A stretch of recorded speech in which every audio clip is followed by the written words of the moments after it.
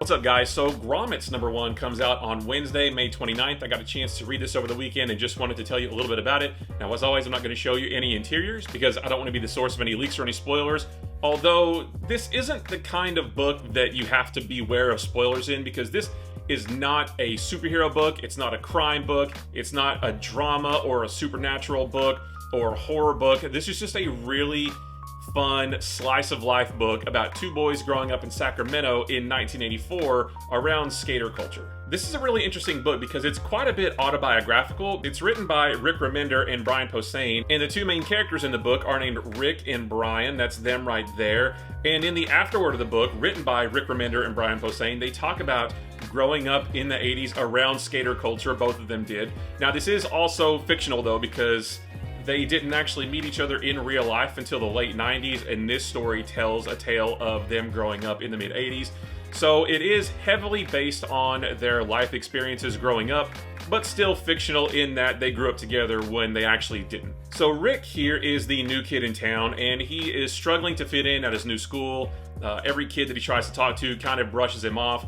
That is, until he meets Brian. Rick is really big into skateboarding, and so is Brian, and Brian tells Rick about a local skate park that a lot of the kids hang out at. They go to the park, and something funny happens with Brian. It's not really a spoiler, because again, this isn't that kind of book, but it's a funny image, it's a funny ending to the story, and I want to let you experience that for yourself.